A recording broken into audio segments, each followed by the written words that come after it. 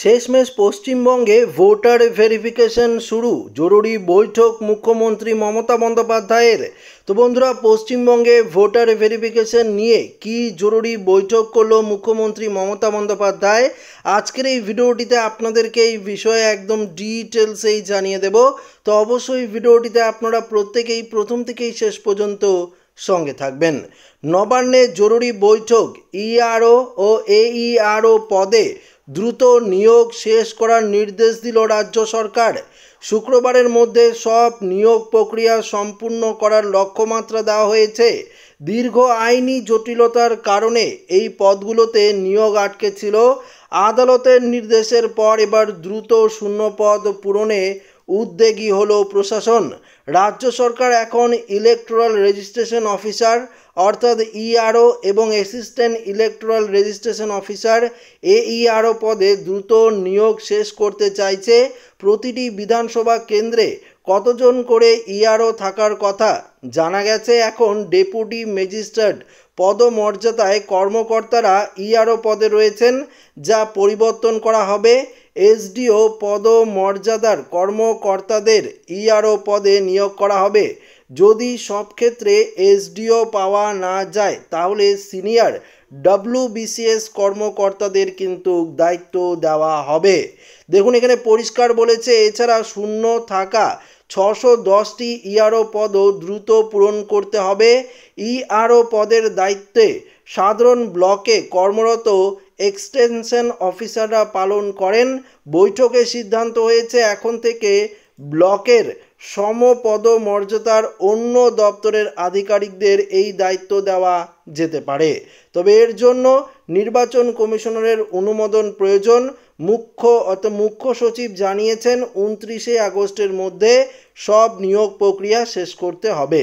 আপনাদেরকে গতকালকেই একটি ভিডিওটিতে দুপুরের ভিডিওতে জানিয়েছিলাম এই ভোটার ভেরিফিকেশন নিয়ে, যে নির্বাচন কমিশনারের তরফ থেকে পশ্চিমবঙ্গ সহ 5 রাজ্যকে কিন্তু চিঠি দেওয়া হয়েছে এবং পরিষ্কার বলেছে 29শে আগস্টের মধ্যে আপনাদের, অর্থাৎ 29শে আগস্ট বিকেল 5টার মধ্যে আপনাদের এই এইআরও পদে যেগুলো ফাঁকা রয়েছে দ্রুত পূরণ করে সমস্ত প্রস্তুতি শেষ করে নির্বাচন কমিশনকে কিন্তু জানাতে হবে, এমনটা কিন্তু নির্দেশ দেওয়া হয়েছিল সেই চিঠিতে।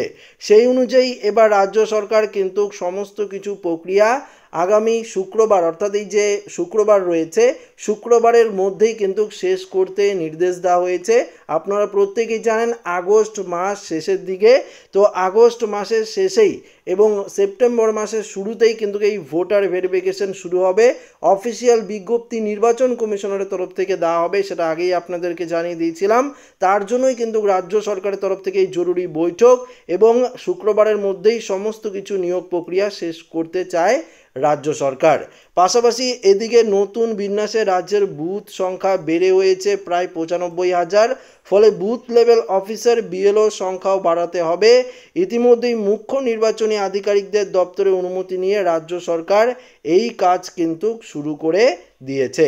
অন্যদিকে জাতীয় নির্বাচন কমিশন রাজ্যের বিশেষ নিবিড় সংশোধন বা এসআইআর শুরুর প্রস্তুতি হিসাবে নির্বাচন সংক্রান্ত শূন্য পদ পূরণের অগ্রগতি জানতে চেয়েছিল। 29শে আগস্ট বিকেল 5টার মধ্যে এই বিষয়ে রিপোর্ট দিল্লিতে পাঠানোর সময়সীমা বেঁধে দেওয়া হয়েছে। এর পরিপ্রেক্ষিতেই মুখ্য নির্বাচনী আধিকারিক নবান্নে চিঠি পাঠিয়ে জানতে চান শূন্যপদ পূরণের জন্য কী ব্যবস্থা নেওয়া হয়েছে এবং কতগুলো পদ পূরণ হয়েছে।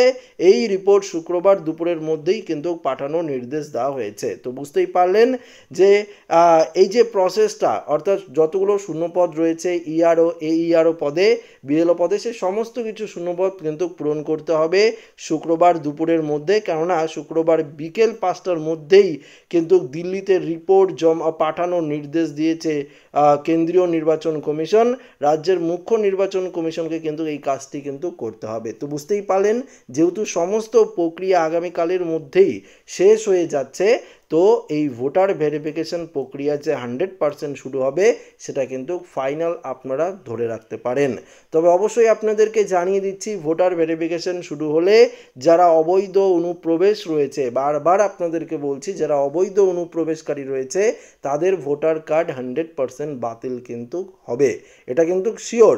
কিন্তু যারা ভারতবর্ষের নাগরিক তাদের কোনো সমস্যা নেই, তাদের ডকুমেন্টস না থাকলেও, বিভিন্ন ধরনের ডকুমেন্টস বিভিন্ন কারণে নাও থাকতে পারে, সেক্ষেত্রে আপনার জমির দলিল পাট্টা থেকে শুরু করে সেই ক্ষেত্রে কিছু আছে। পাশাপাশি যদি আপনারা বাংলার আবাস যোজনার মাধ্যমে ঘর পেয়ে থাকেন, সেক্ষেত্রে যদি কোনো কাগজপত্র থেকে থাকে জমির, সেটাও কিন্তু কাজে লাগবে এই ভোটার ভেরিফিকেশনের ক্ষেত্রে। তো আপনাদের কোনো সমস্যাই নেই।